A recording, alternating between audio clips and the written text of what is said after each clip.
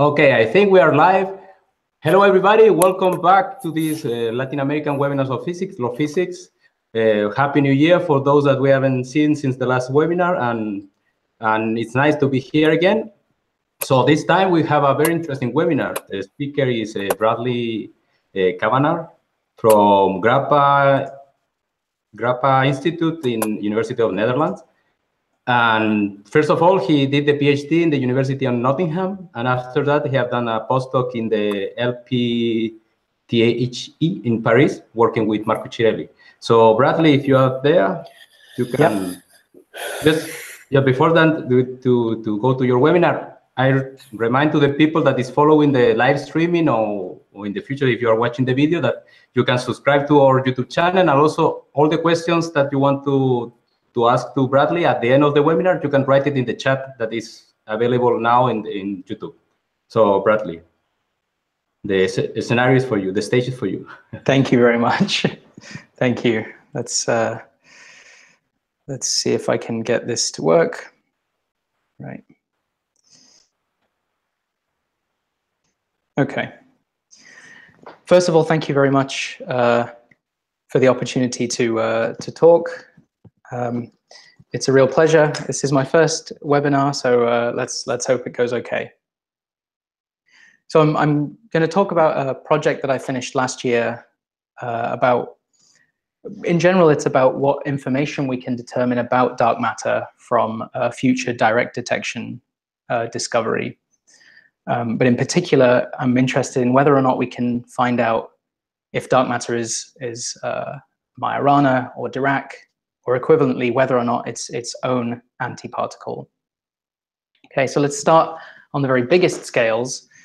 On cosmological scales, we know dark matter has to be there to form the seeds for structure formation. This is the Planck temperature anisotropy spectrum. On intermediate scales, the scales of galaxy clusters, the largest bound objects in the universe, gravitationally bound objects in the universe, we know there's a huge mass to light ratio that's been observed. So there's a huge amount of missing mass, which is attributed to dark matter. If we zoom in a little bit further, we get down to galactic scales, where rotation curves of galaxies have been known to flatten at large radii since the 1980s. And this again indicates that there's some missing mass component in the form of dark matter on galactic scales. There's one galaxy in particular that we're interested in, and that's the Milky Way, where we live. And so if we zoom all the way in to the Earth, you can ask how much dark matter is there near the Earth, near my house, near the room that you're sat in right now. You can look at the motions of nearby stars. You can model the total mass of the Milky Way and try and work out what that number is, how much dark matter there is. It turns out to be on the order of 0.5 GeV per cubic centimeter. Okay, what that means is that there's, say, one dark matter particle per pint all around you, and so you have hundreds of particles streaming through the room that you're in right now. And this is the principle behind the direct detection of dark matter. Okay, dark matter particles which are GeV scale in mass, if they are GeV scale in mass, and they're traveling non-relativistically, so around 100 or 200 kilometers per second. They pass into your detector, and they hit a nucleus, the target nucleus, one of the target nuclei in your detector. There's some kind of interaction, although we don't know exactly what's going on inside that interaction, and I'll talk a little bit more about that shortly. And then the nucleus recoils, okay, and that recoil gives off energy into your detector, which you can measure. Okay, you can measure charge, or you can measure heat, which is basically the crystal heats up, or sometimes you can measure scintillation light from the energy that's released into the crystal. The hope is that you can measure the rate of these recoils, and also that you can measure the energy of the recoils, so that you can build up a spectrum for the recoil energy. And from this, you should be able to reconstruct some of the properties of dark matter. Okay, before I go on, I should certainly mention that this is a sort of theorist's ideal view of the world, and in reality, there are lots of backgrounds that you have to worry about, detection efficiencies, just the everyday operation of a detector, which is very, very hard and very important, and we shouldn't neglect that in this whole discussion. But assuming that we could measure the rate of these recoils and their energies pretty well, you can ask which properties of dark matter you might be able to extract. Okay, so from the slope of the recoil spectrum, you should be able to extract the dark matter mass. This is just because the mass of the dark matter tells you the typical kinetic energy that each particle carries, which tells you the typical recoil energy which your nucleus will carry away. Okay, so different masses of dark matter particle here will have a different sort of characteristic recoil energy. But it turns out that adding more and more experiments, different nuclear targets, allows you to pin down better and better the mass of the dark matter particle in the case of some future discovery. If you have multiple experiments and plenty of data, you could imagine measuring not only the mass of the dark matter, but also its speed distribution. Okay, in this case, you don't know the kinetic energy of the dark matter particle, both because you don't know its mass, but also you don't know how quickly it's traveling.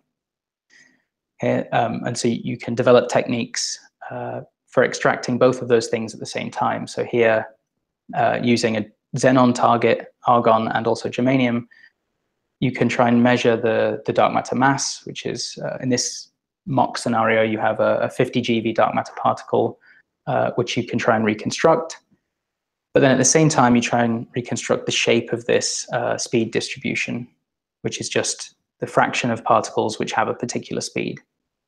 And it turns out that this is all stuff you can do, and it helps us, it guides us into understanding which experiments should be built, which experiments are the best to try and extract as much information as we can from the dark matter particle once it's discovered.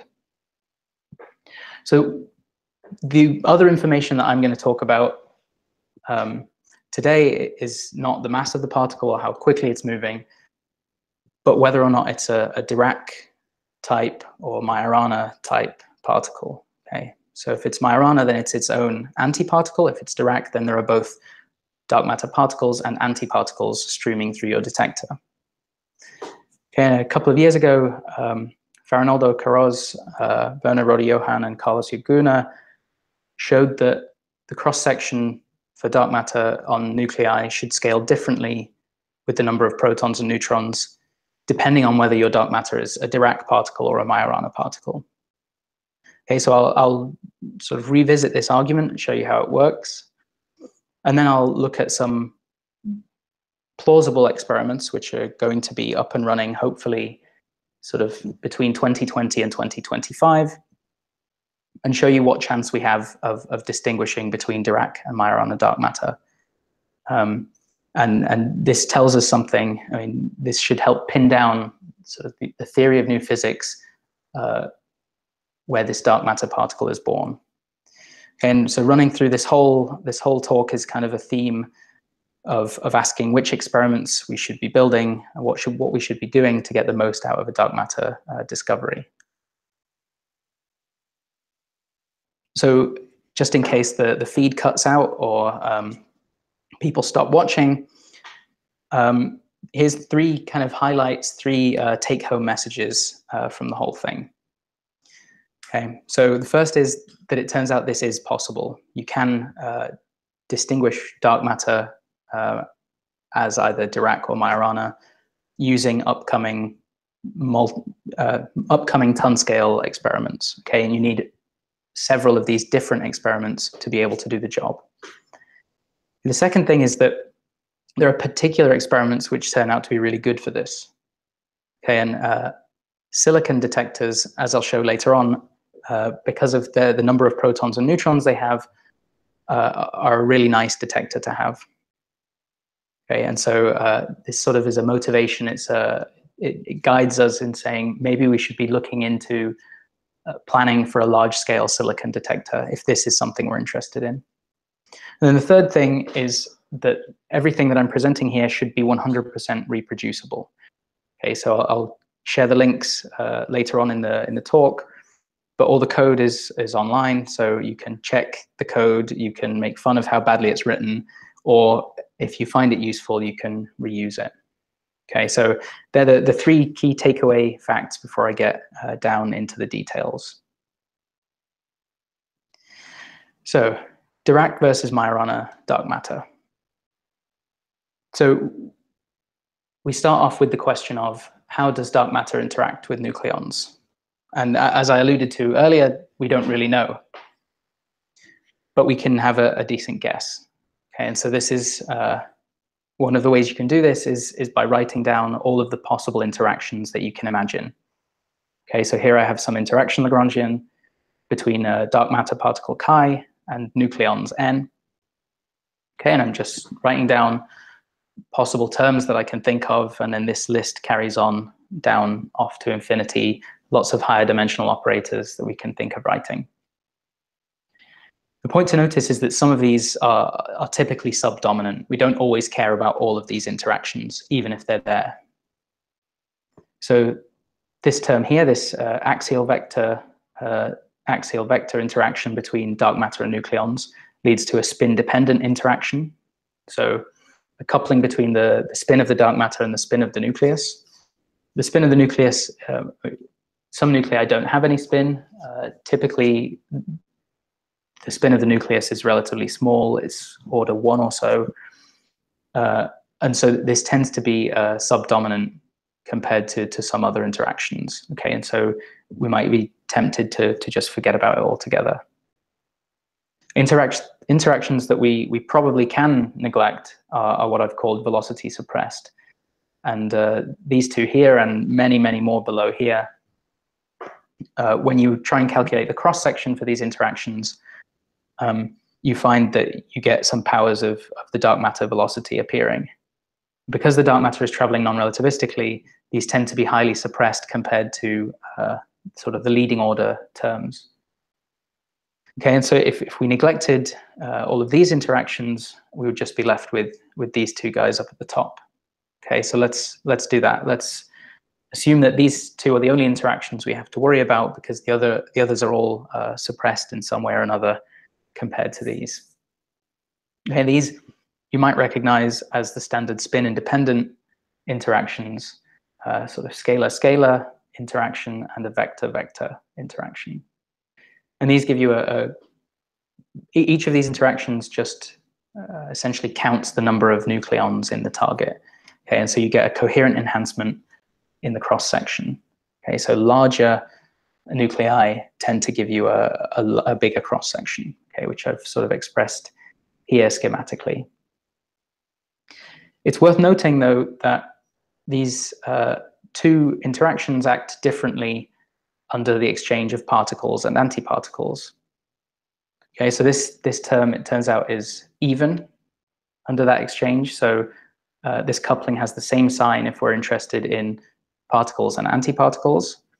This interaction here is odd. So if we exchange a particle for an antiparticle, then the sign of this term changes. Okay, and that's going to become relevant shortly. So let's look at how these interactions look separately for Majorana dark matter and Dirac dark matter. So for Majorana dark matter, the case is reasonably straightforward, because this interaction is not allowed. This vector current vanishes, and all we have is this single interaction here. Okay, and then the cross-section for a Majorana dark matter particle acting on a nucleus A here, I've labeled it by its mass number, is just given by this formula here. Okay, just a coherent sum over all of the nucleons, all the protons and neutrons. This is the number of protons, this is the number of neutrons. Okay, how does the Dirac case compare? In this case, you have both interactions allowed, and as I said before, this lambda NO term is odd under the exchange of particles and antiparticles. Okay, so you have the same situation as you had before, except the couplings are slightly different depending on whether you have a particle involved in the interaction or an antiparticle. Okay, so antiparticles have a minus sign here, particles have a plus. And you can see that I've rewritten things in terms of these two couplings, coupling to a Dirac particle and the coupling to a Dirac antiparticle. And it's clear that because of the sign change, there should be two different couplings. And when you follow the same procedure through, you find that for a Dirac particle, for direct dark matter, you have two contributions. You have the contribution from particles, dark matter particles, and the contribution from dark matter antiparticles. Okay, and these couplings, these four different couplings here, don't all have to be the same. I mean, they will be related in some way, but they don't necessarily have to be all the same. Okay, and then we get a factor of 1/2 out the front here, because in the case of symmetric dark matter, you expect half of the particles to be particles and half to be antiparticles. Okay, so it looks similar to the Majorana case, but slightly different. Okay, and you can do a little bit of algebraic juggling to decide how different exactly it is. Okay, so the idea is to take your Dirac cross-section and try and get it into the same form as a Majorana cross-section to see where the difference lies. Okay, this is reasonably straightforward sort of algebraic manipulation, and we redefine some constants here and find that the Dirac cross-section can be written in this way. So you have this term in square brackets, which looks very much like your Majorana cross-section, plus this extra term, which has a different dependence on the number of protons and neutrons. Okay, and it's also controlled in some sense by this parameter f. F is just some combination of the coupling of the particle and antiparticle to protons and neutrons.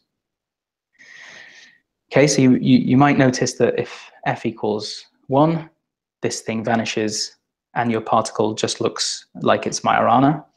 Okay, because in that case this vanishes and you just have this term. Similarly, if f is -1, you get an overall minus sign here, which you can absorb into a minus sign here. And it turns out that also has the same form as the Majorana case. So you have to be a little bit careful, because there are scenarios where you can't distinguish between the two just because the couplings are chosen in such a way that the scaling is the same. Okay, but assuming that this f takes sort of general values, what this means is that the cross-section for dark matter scattering on a nucleus scales differently as you change your detector, depending on whether or not you have Dirac dark matter or Majorana dark matter. Okay, and so you can imagine building several detectors and measuring the cross-section in each and seeing whether you have a consistent picture. Okay, before I show you a sort of visual example of that, it's worth just discussing very briefly what happens with other with dark matter with other spins. So far I've talked about fermions, I've talked about spin half dark matter, but it turns out that the whole discussion follows equally well for scalar dark matter or for vector dark matter. It turns out that in that case you also have two spin-independent operators, one which is even and one which is odd. And so much of the discussion that I'm talking about now follows over quite straightforwardly to a more general model where you have dark matter which is spin 0 or spin 1. Okay, so the question was, can we distinguish Majorana from Dirac dark matter? Okay, and so we imagine the following setup. This is a sort of illustration of how this would work before we get onto the sort of technical side of looking at real or proposed future experiments. So the idea is that you assume your dark matter is Dirac, and you choose some couplings for it. These couplings look like they've been chosen at random, but it turns out these couplings give you a good chance of discriminating Dirac from Majorana. So you calculate your dark matter nucleus cross-section, and then you assume that you've built a xenon experiment which measures that cross-section to about 20% precision. And then you attempt to fit that value of the cross-section, assuming instead that you have a Majorana particle. And when you do that, you get two bands here, these two red bands, which are just the values of lambda p and lambda n, which give you the measured value of the cross-section. So now so all of these parameter values are consistent with the cross-section that you've measured. So then you go away and you build another experiment, you build an argon experiment. This has a different cross-section which is measured. The slope so in this case, you can also ask, what are the consistent values, what are the values of lambda p and lambda n which fit the observed cross-section, and we get another set of bands and slope because the number of protons and neutrons in argon is different from xenon. And so what you see is that there are two regions now of this parameter space here and here, which are consistent with a Majorana interpretation of the data. And this is where we need a third experiment to see whether we can build a consistent picture. So now we add a silicon experiment, and again you get a different set of bands. And what you notice is that there is no part of the parameter space where you can consistently explain each of the three cross-section measurements just in a simple Majorana interpretation. Okay, and so you would be led to conclude that your dark matter must be a Dirac particle. In this case, I've assumed that you measure the cross-section to the same precision in all three experiments. But things can really mess up this approach. This is a very simplified idea. For example, if my uncertainties on the cross-section measurement are much larger, then I start to notice areas where these three bands overlap, and so I could get a consistent picture here just because I don't have the necessary precision to measure the cross-section well enough. Okay, and we now have to worry about exactly how you would do this practically in an experiment. The best thing to do is not to measure the cross-section independently in three experiments and overlap these bands, although that's quite a nice visual interpretation which will help quite a bit.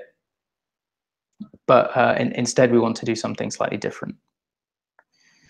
So let's look at future experiments. So we considered a number of different experiments which have been proposed. So xenon n-ton, deep 50, Eureka. And the idea is that all of these should be giving data between 2020 and 2025. Okay, and so we get a number of different target nuclei that we can look at: xenon, argon, germanium, calcium, tungstate. And what we also considered was silicon. And silicon is funny because no one is proposing a large-scale, sort of few hundred kilogram silicon detector. But as we show, it turns out to be really important in allowing us to discriminate Dirac from Majorana dark matter. And the reason for that is because silicon has the same number of protons and neutrons. Okay, so this ratio here, protons over neutrons, is 1, whereas for argon it's something like 0.8 and xenon 0.7. And what that means is the slopes of those bands that I was showing you earlier can be very different, and that it turns out gives you a really good handle for discriminating between the two models. So we chose 4 different ensembles. We said we're probably going to have a large xenon and a large argon experiment in the future, but what's the best thing to supplement that to get the best discrimination possible? It turns out this ensemble D is the closest to sort of the truth, if you will. This is the xenon n-ton plus deep 50 plus Eureka has this combination of germanium and calcium tungstate. And so with this ensemble D, we're really asking, if plans carry on as they are now, what are the chances of discriminating these two things? So before we get to the results, I have to tell you, in a little bit more detail what we actually do.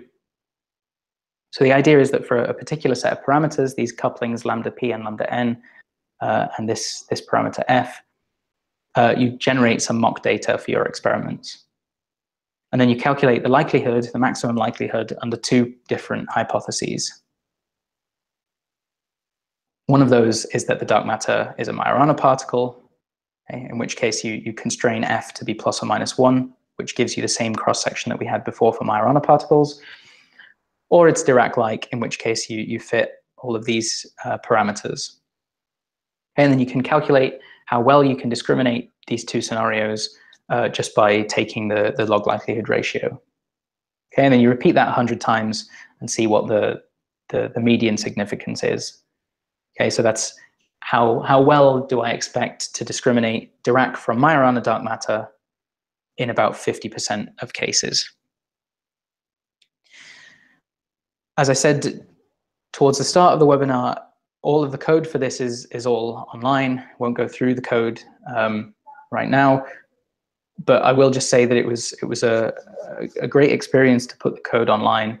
One of the reasons that we did it was because the techniques that we used to calculate these likelihoods was a little bit strange. We couldn't really describe it in enough detail in the paper, and so making the code public means that everyone can see exactly what we did. If anybody wants to reproduce what we did, it should be straightforward because it's all there. If people want to use this method to test their favorite model, they can do it using the code that we have rather than having to go away and redo the work. And finally, in preparing the code to be made public, we discovered actually a couple of mistakes. You know, in commenting and explaining and checking the code, we discovered that there were some problems. And so actually making the code public made it better. So if you're interested, you can check out the code here, and I would encourage people to try and make their code public so that everyone can see the whole part of the process. This webinar and the paper are essentially propaganda, whereas the code is the real work that went into it.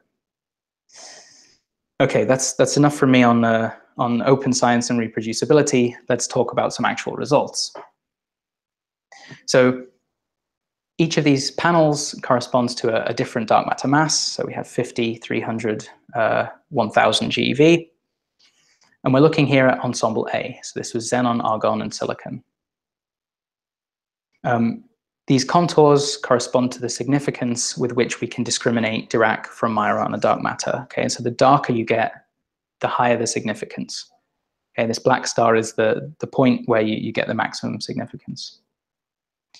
Okay, so you see that in each of these cases, different masses for this particular ensemble, you can get a reasonably good discrimination, at least in some parts of the parameter space. So you can get 4 or 5 sigma discrimination. So you can really concretely say, this is definitely Dirac if the particle parameters are just right.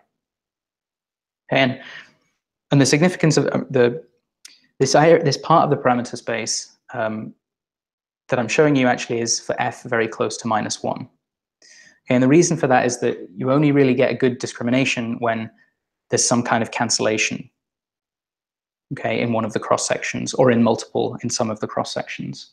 Okay, so when this f is close to -1, then you effectively get you can bring this term inside the square brackets and you effectively get a minus sign here.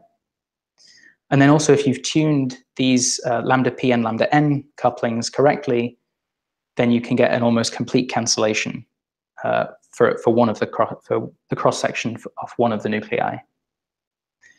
Okay, so for example, these dashed lines show you where that cancellation occurs. So this line, in fact, this dashed line here is when this ratio of couplings is the same as this ratio of protons to neutrons for xenon. Okay, and so along that dashed line, close to -1, the greatest cancellation in a xenon experiment. Okay, and why is a cancellation good, or why do we expect to get a better discrimination when there's this kind of cancellation? Well, the best thing to do is again to return to this visualization that we had. And it turns out that if you get a cancellation in your argon experiment, for example, it makes these bands narrower. Okay, so what it means is you observe fewer events than you would expect in your argon experiment. It makes these bands narrower. And the narrower the bands, the better chance you have of discriminating and determining whether or not there's any overlap between the bands. Expressed in a different way, you could say, if I observe lots of events in one experiment and very few events in another, that gives me a better hint that something strange is going on. There's some strange scaling happening. Okay, so in this case, using these three detectors, you can get a reasonably good discrimination, at least in this region of the parameter space where there's some kind of cancellation. If we move on to a different ensemble, including germanium instead of silicon, now we seem to do much, much worse. Okay, we're limited to a very small region of the parameter space, very close to -1. And also we never achieve anything more than about 3 sigma, even in the best case scenario. The way to see this is to notice that argon and germanium have similar ratios of protons to neutrons. What that means is that these bands more or less completely overlap. Okay, so adding a germanium experiment on top of an argon experiment doesn't really give you very much information. You want an experiment which has a very different number of protons and neutrons to try and discriminate as much as you can, to make sure that there's no overlap between these different bands. Okay, and we can carry on. This again is with xenon and argon plus a calcium tungstate detector. In this case, you do a little bit better than the previous case, and this is in part because calcium tungstate has multiple different nuclear targets, so you get a bit of improvement in the discrimination because you essentially have multiple bands running through that plot that I showed you earlier. Okay, and then we can move on to this final case, which I said was closest to the truth, if you will. And in this case, we again can get up to 4, perhaps 5 sigma in certain cases. But you'll notice that it's not nearly as wide a parameter space that we can explore with ensemble D compared to what we had with ensemble A.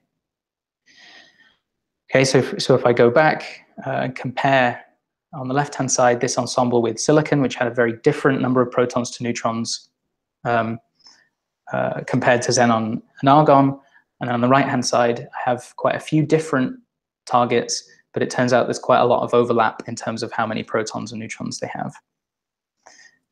Okay, and so in this first case, you can explore a much wider area of this parameter space compared to in the second case. You can quantify that a little bit better, a little differently, by asking if I build a big xenon detector and a big argon detector, and then I want to know how big do I have to build my silicon detector or my germanium and calcium tungstate detector, how big do I have to build that to discriminate at the 3 sigma level or at the 5 sigma level? Okay, the particle, the coupling parameters that I've chosen here actually correspond to these 2 red squares. So you should expect to get a reasonably good discrimination in both cases, but this just sort of quantifies that in terms of how big a detector you need. So in some cases, you perhaps, to achieve the same significance, you might need a factor of 2 or 3 or 4 larger germanium and calcium tungstate detector, whereas in other cases, you're talking about 10 or 20 times the exposure needed to achieve the same significance. So just by using a different target material, you can really gain a huge amount of information, and you have a lot better chance of determining whether or not this thing is particle, antiparticle, or whether there are no antiparticles. So I'm getting close to the end now. I should just probably mention something about fundamental couplings, or at least the particle physics origin of some of these models. Because I've been discussing mostly these sort of derived couplings, what I've called lambda n, lambda p, f. But I started off with these Lagrangian level couplings, and it seems like I've completely forgotten those. Okay, but you can do this mapping. It's 10 or 20 slides back. You can perform this mapping and see what values of lambda n and lambda p give you a good discrimination, which is these are parameters I've chosen which give you a good discrimination in general. Okay, and so you see that looking at the values here, there's no great hierarchy in the couplings. Okay, so everything is order 1. And so you don't need a huge amount of fine-tuning. This isn't such a bizarre scenario. This bit of the parameter space we can probe is not so bizarre. What you do need is isospin violation. So you need to arrange the coupling to protons and neutrons in such a way that there is this cancellation. Okay, you can see that here in the fact that these points all follow. These points all follow a straight line. And so you need to arrange for your particle physics model to give you this isospin violation if you're going to be able to distinguish Dirac from Majorana dark matter. And it turns out that those models have been studied. There are a number around in the literature. For example, there are models introducing a new scalar mediator which mediates this interaction, as well as a new vector mediator mediating this interaction. And you can go through the whole procedure depending on what your favorite model is. So you need to start off at your high scale theory, calculate the coupling to quarks, embed those in the nucleons so that you can get these nucleon level couplings, and then map all the way down to these sort of phenomenological couplings that we've discussed. Okay, but you can go away and do that on a case-by-case basis. And before I finish, I'll sort of put this in a broader context. So I've been talking about whether or not we can distinguish distinguish Dirac and Majorana dark matter. Okay, and I'm saying you can in certain cases, and I'm also saying that there are certain detectors which perform better for that particular purpose. Okay, and this is kind of happening within a wider universe of people doing lots of interesting things, trying to tease out what information you can get from dark matter once we discover it. Okay, so I discussed a little bit about measuring the mass and the local speed distribution. A couple of papers out in December about measuring the relic density, or maybe there are multiple dark matter particles contributing to the local density. And so I think it's very important to be thinking about these things so that we can come up with a theory motivation or a phenomenological guide for which detectors are the best to build, what kind of search strategies we should be exploring.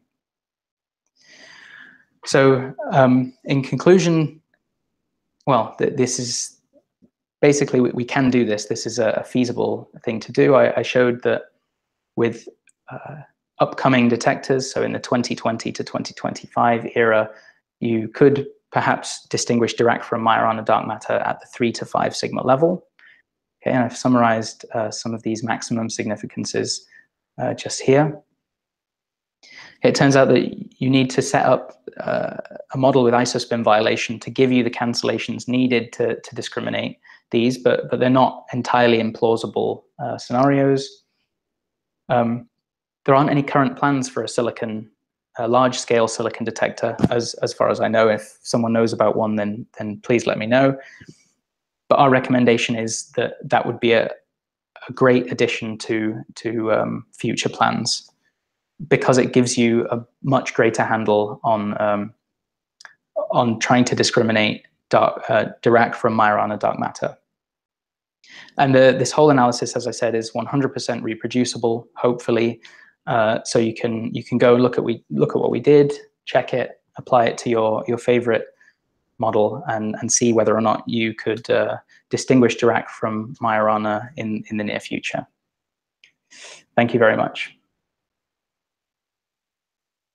Thank you very much, Bradley. It was very interesting, your talk. Let me just adjust this to everybody can see us. Okay, now we can see it. So we're going to start with the question round. So first of all, thank again, Bradley.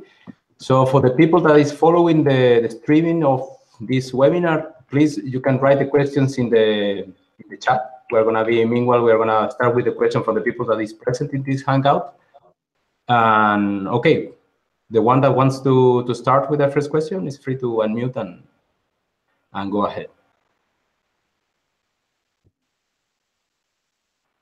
Okay, so I have a question. Okay. Can you guys hear me? Yeah, we can hear you. Hello. Yep. Okay, perfect. Yep. So in the case of Dirac dark matter, sorry, you assume that there's no asymmetry between the particle and the antiparticle, right? Yeah, yeah. So what happened in the case where you have a sizable asymmetry? Well, that's a little, well, I think in that case you really don't have much control over the situation.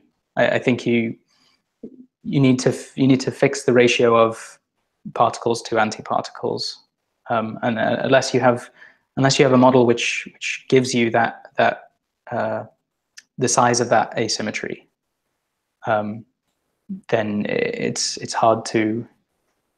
I don't see how you would disentangle the two if you had the size of that asymmetry as a free parameter. I mean, if you knew from your model what the size of the asymmetry would be, then you could. I mean, you just need to change a few constants, and then everything should work fine. Yeah, okay, thanks.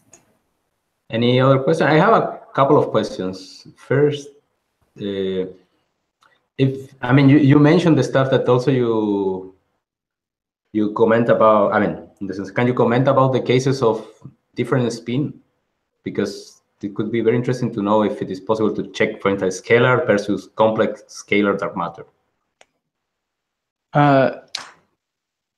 Well, let me go to the slides, perhaps. So I did have a very quick slide on that. Let's see. Generalizing to other spins. So essentially, the same procedure just follows. This what I've written here would be the leading in the same way that I did for fermionic dark matter. You can write down, an effective field theory, essentially, of all the possible interactions that you might be interested in. And it turns out that when you do that, for scalar dark matter, these are the two leading order interactions which give you spin-independent cross sections. And so essentially, this becomes your scalar interaction, and this is your vector interaction. And actually, it's surprisingly similar to the fermionic case.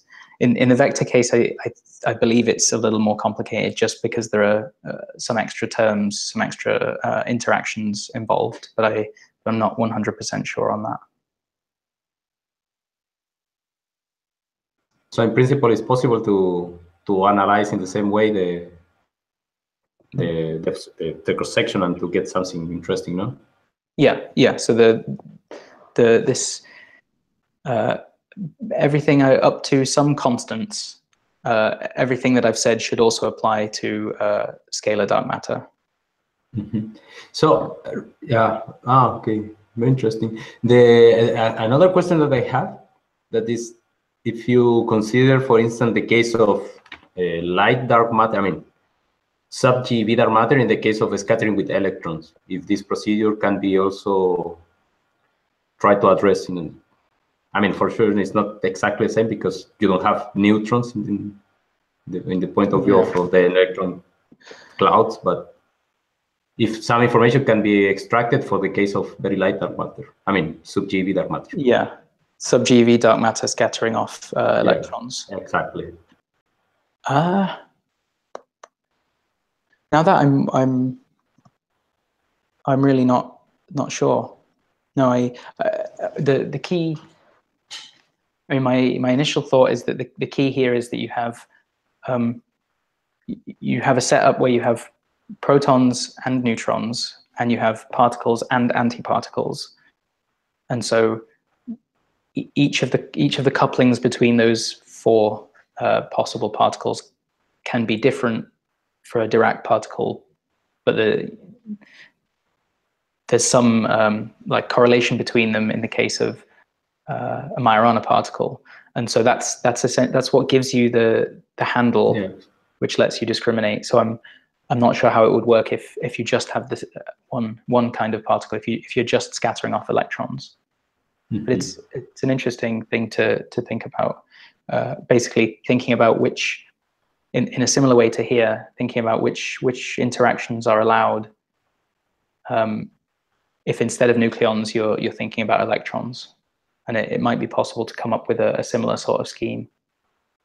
No, yeah, I think because I mean, sometimes for the case of electron, also you have to consider the angular momentum of the cloud and other type of stuff that maybe could have a different signature for depending of the nature of the dark matter of the interaction of the type of interaction. But yeah, yes. I mean, it's I think it's not straightforward answer this type of.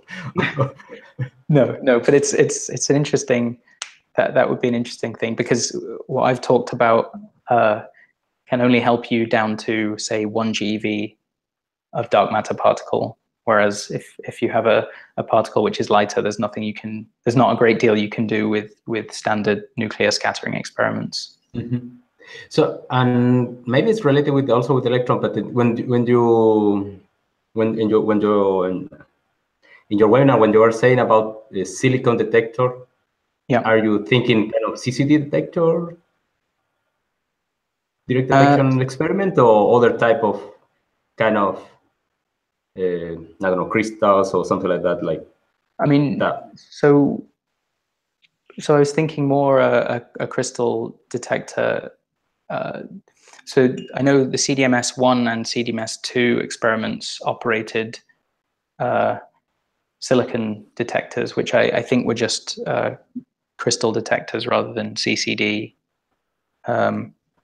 And I think that's what I had in mind. As far as I understand the CCDs, I don't know if you can. I don't know if you can scale them up to a large enough mass. Yeah. So I mean, CCDs are great for giving you for collecting very small amounts of recoil energy. But actually, what you need here is not really a tiny amount of recoil energy. It's a big exposure of your detector. And so in my head, I'm thinking something similar to what CDMS silicon had, like a few 100-gram crystal scaled up to 100 kilogram, or many of those smaller crystals multiplied lots of times. Yeah. Okay, so I guess we have some question from the chat, but I don't know if somebody else want to make a question. That meanwhile, I don't know. There is nobody.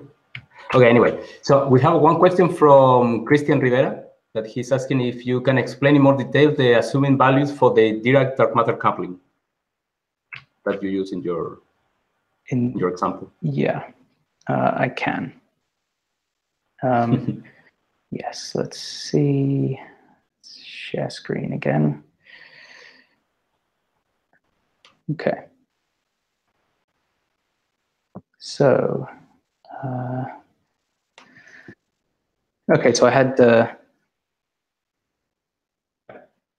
these values here, which I seemingly plucked out of thin air, but it turns out that these values I chose to give me a good cancellation in the argon detector.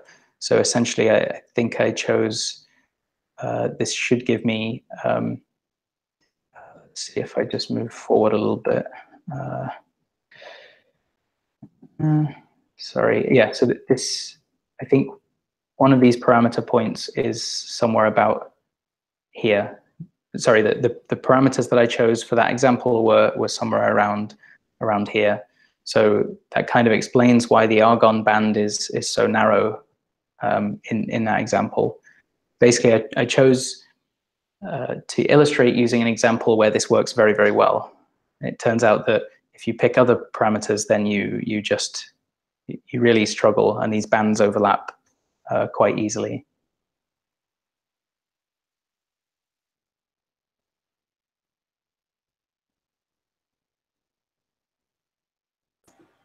So yeah, I understand.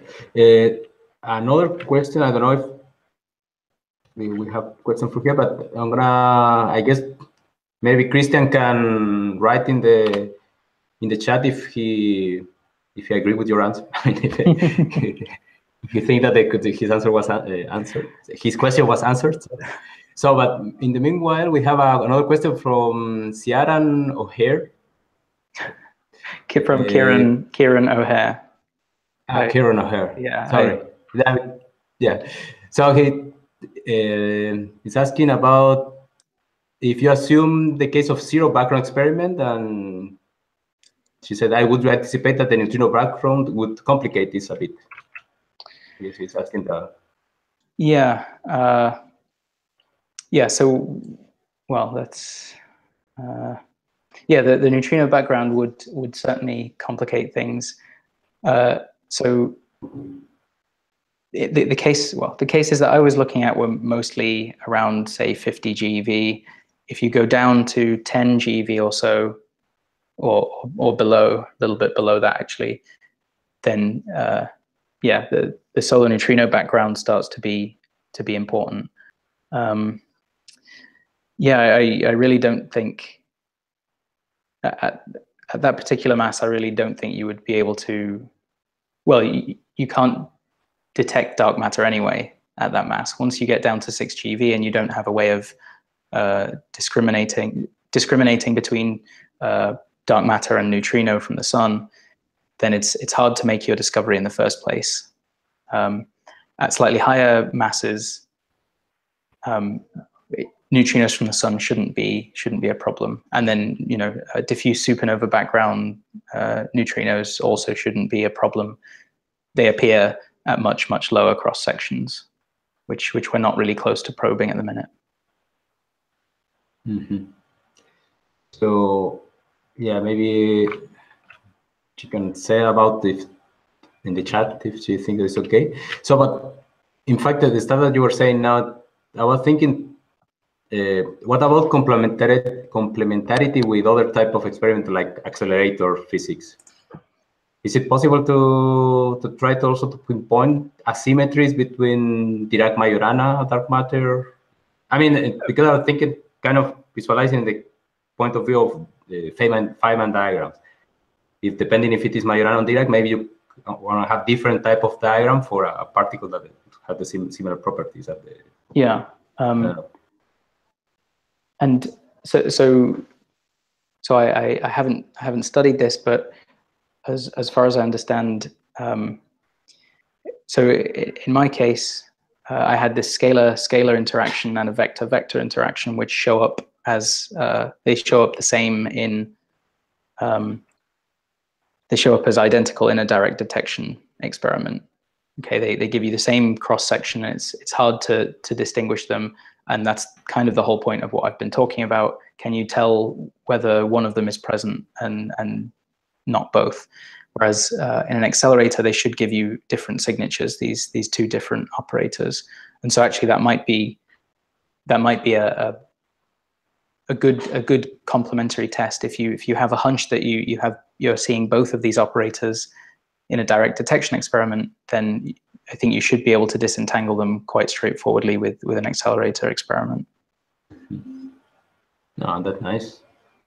So I don't know. There are for the moment, for the people that is asking questions in the chat, please write it as soon as possible because we cannot because yeah, you know that there is some delay between the live streaming. I mean, what we are talking now and what is appearing in YouTube is more or less like 5 seconds. So they have to consider that because sometimes we have the stuff that happens that people ask after the webinar is finished. So okay, you missed it. Sorry. No, but anyway, people from the Hangout, do you have questions for Bradley? I don't know if you can unmute yourself and make it and ask.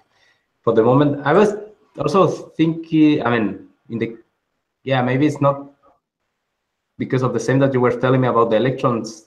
Maybe it's not possible to have this kind of differences in the case of dark matter in the sun, like on the capture rate or something like that. Because at the end, it's going to be all the time the scattering on protons only. Not.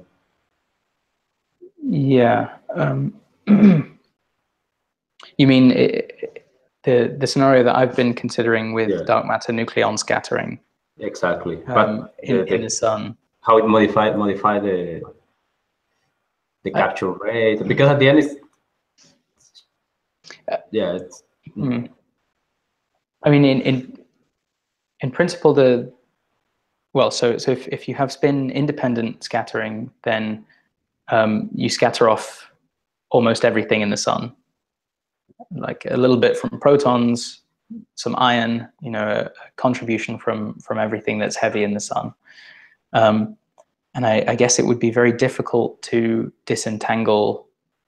In the end, you would measure, one flux coming from the sun, and you would infer one capture rate, and then I guess it would be very difficult to disentangle the contribution from all the different nuclei. And this is so in one of my examples, I had calcium tungstate, which is calcium, oxygen, and tungsten.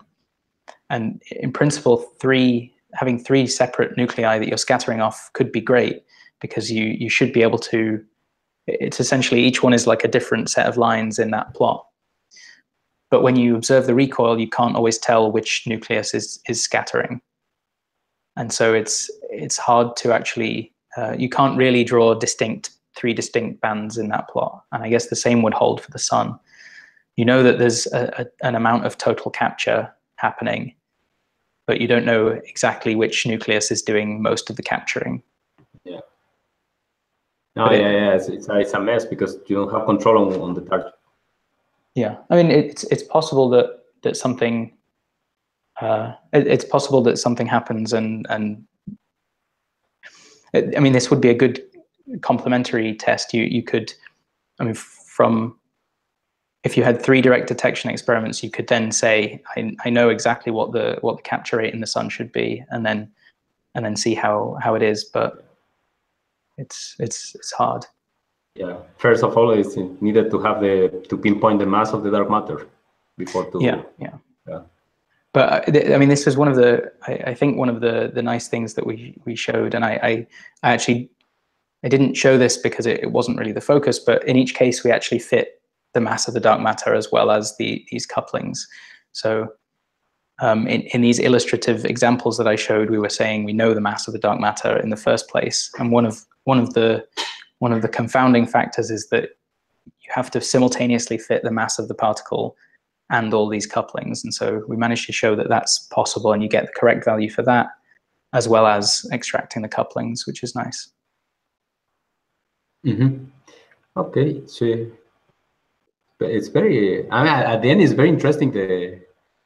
And it's one of kind of fundamental questions about dark matter, if it is Dirac or particle or antiparticle.